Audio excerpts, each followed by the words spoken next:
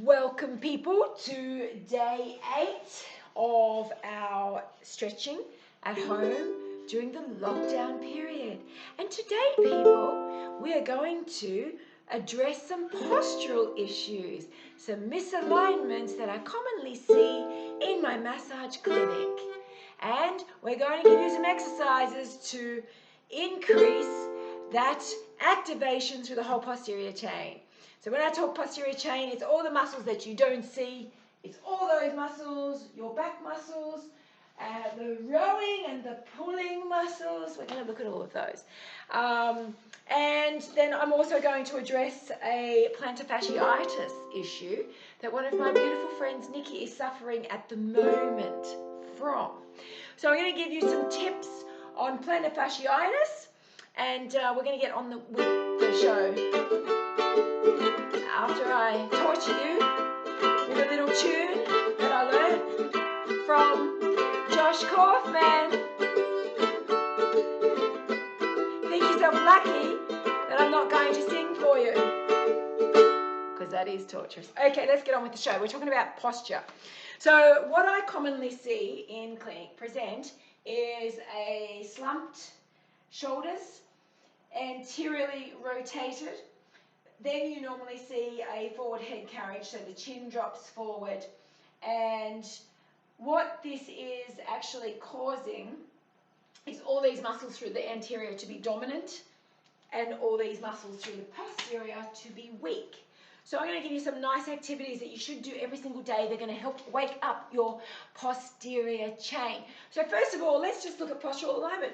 I want you to stand with your feet underneath your hips, and you're going to pull your shoulders down and back. I want you to rotate your palms so that they cut your thighs in half, yeah?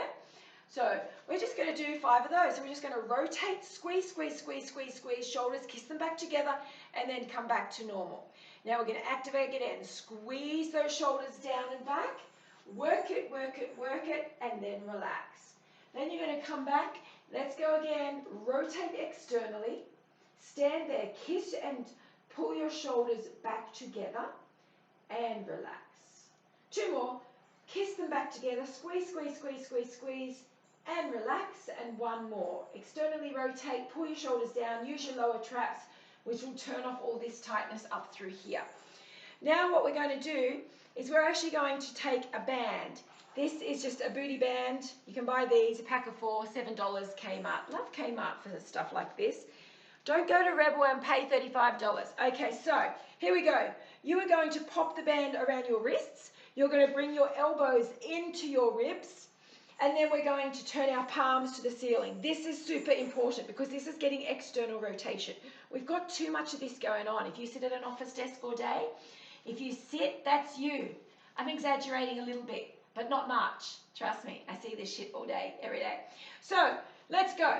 Externally rotate, put your palms to the ceiling, elbows in at the ribs, and we're going to do some nice little resisted externals. So this is very controlled.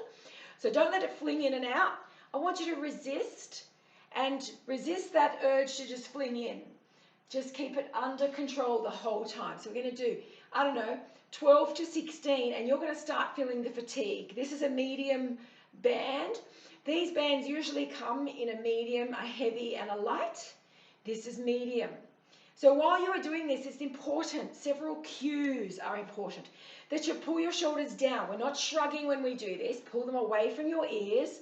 Set them in a good position. Chest is up. Tuck your chin. So as soon as you stand upright, keep resisting, kids. Don't stop. I'm going to keep talking while you do this. What happens is when you go to stand tall, you're stuck with your chin out here. So you need to actually tuck your chin in and relax. Give that a shake. You're probably hurting a little bit just from that. Not much, is it? Doesn't take much to fatigue those little tiny muscles because they're already bloody fatigued. That is why. Okay, so now what we're going to do is we're going to place our hands inside the band. This time, imagine you want to push a wall away. So the palms are on an imaginative wall in front of you. Again, no shrugging. Pull your shoulders down. Tuck your pelvis under. I don't want you standing with your bum sticking out. Tuck it under. And now we're going to do little tiny resisted what are these called? Abductions. We're moving the hand away from the midline. But we're going to make sure that our hands don't come inside our shoulder width. Keep them just outside the width of your shoulders. It's a tiny little movement. You're pulling your shoulders down and back. You're activating your lower traps. We're now activating our traps as well. Our subscap. We're also activating our lats a little bit here. So just a little tiny, tidy, neat external rotation, abduction. There we go. Little tiny pulses. We've got about 10 more of those. Now, I'm not very good at counting. In fact, today I'm not even very good at speaking, it appears. But don't worry. We don't ever let perfection get in the way of our progress, do we?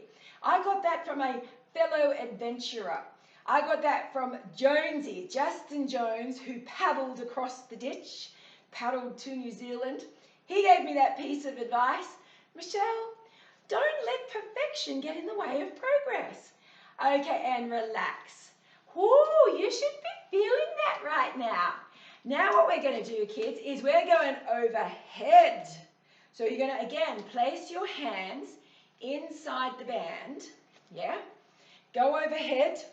Now, when you go overhead, make sure that your biceps and ears are in alignment. So don't just stop here. Bring them back here. Okay, and we don't really want you to stick your bum out either. So tuck your pelvis under. Let it rest. Let's go. Feet are under your hips. Hands are overhead. I'm not arching my back and sticking everything out. I'm pulling it under. I'm activating my core, pulling my belly button to my spine. My palms are facing forward. Yeah? Here we go, little tiny resisted abduction again. Again, we're not shrugging. Pull your shoulders down. There we go.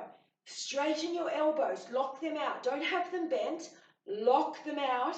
And little tiny abductions. Keep the palms facing forward. There we go.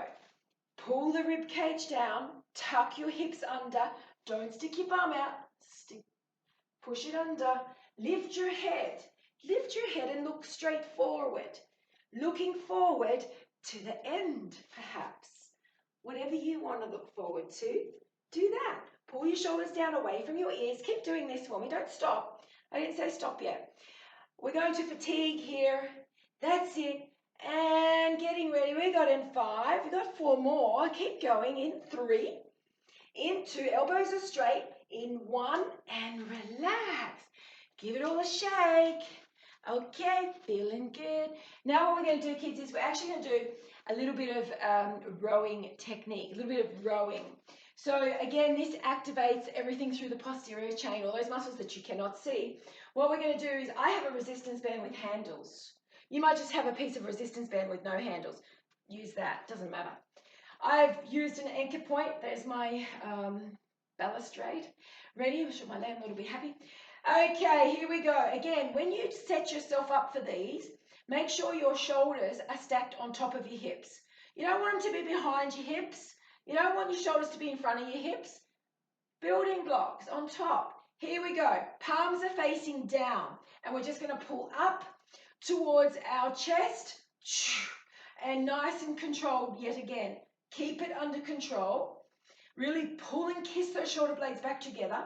Have a little pause at the end here. Nice little pause at the end of that range. Good. Palms are pointing down to the floor. Breathe out when you pull. Breathe in as you extend. Breathe out and breathe in. 2 more. Breathe out and breathe in. Now what we're going to do, kids, is we're going to turn our palms neutral, which means our grip is facing each other, just like that. Ready? Elbows are sitting at your ribs.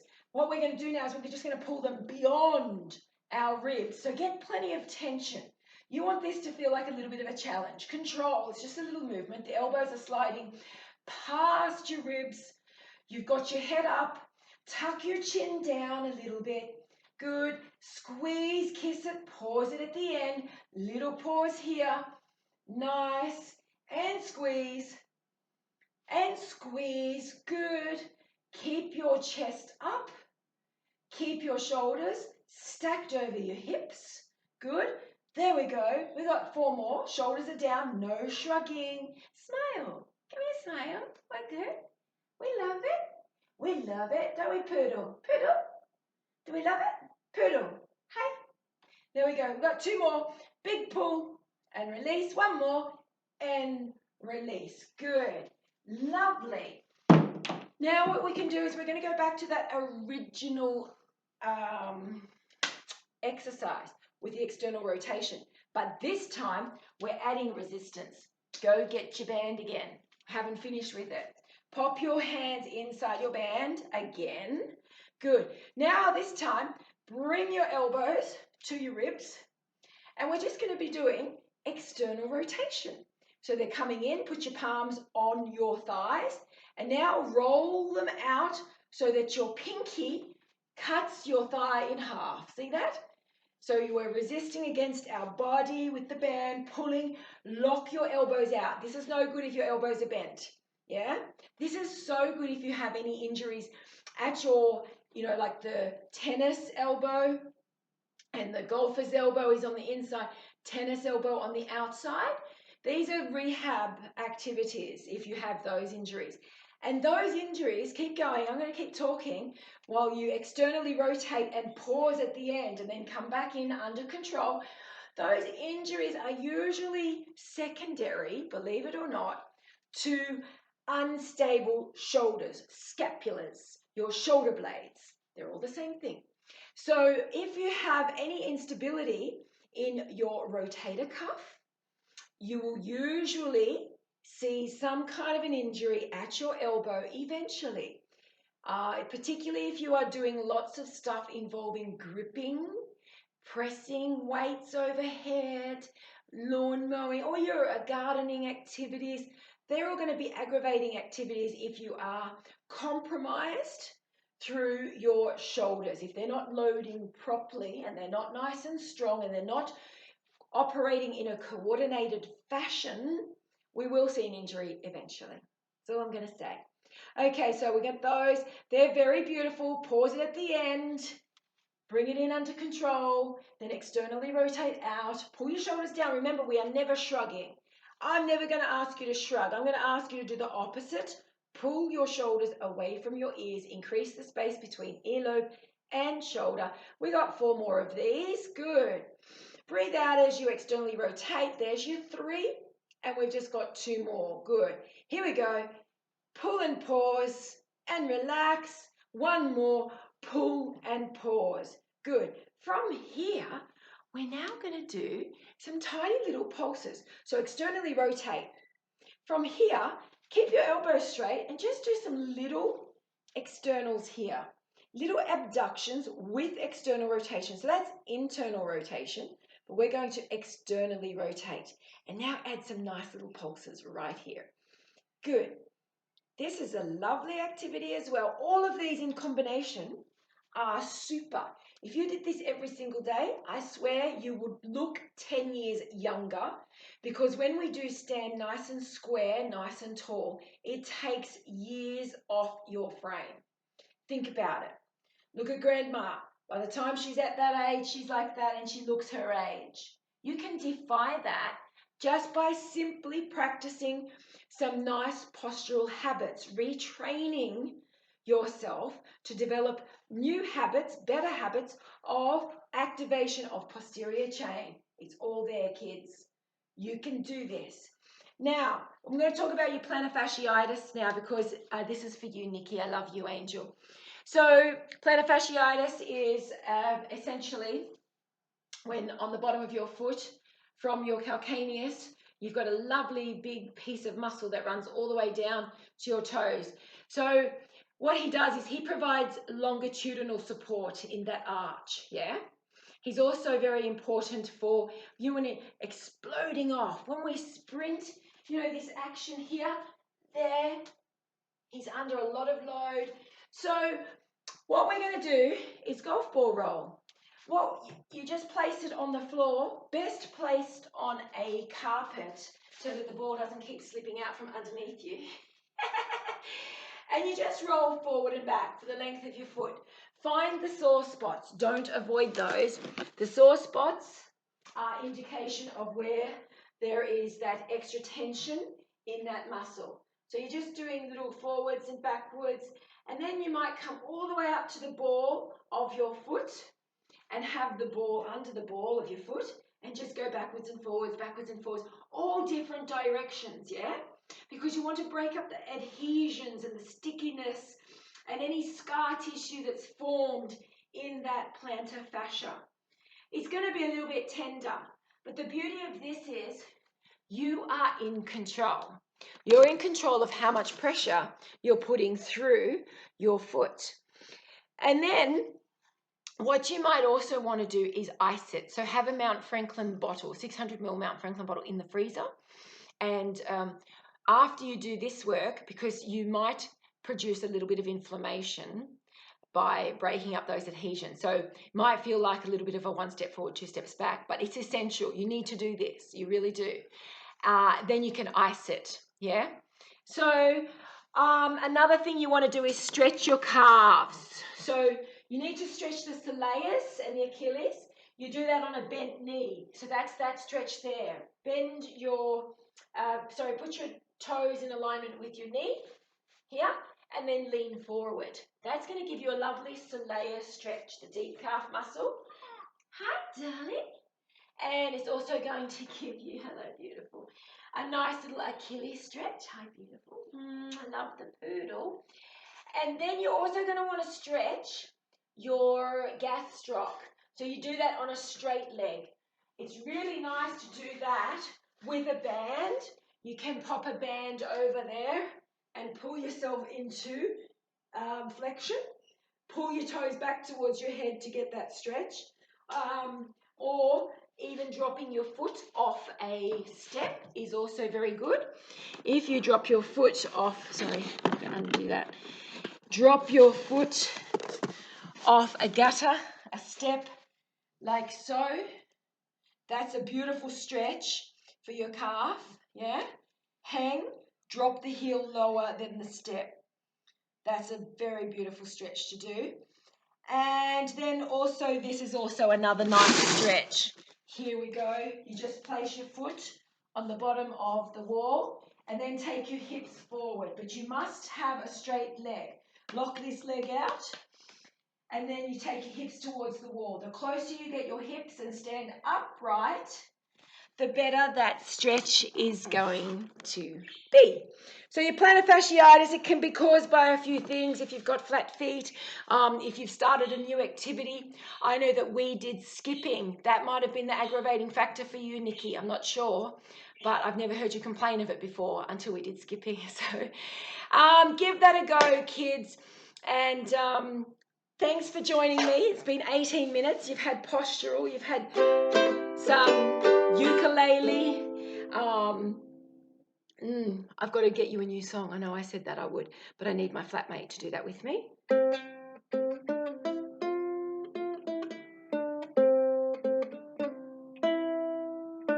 Very bad today. My apologies. Don't let perfection get in the way of progress. That's the message. I've proven it a few times today. And as Lorna says, never give up. I've been Michelle. You've been awesome. Ciao for now.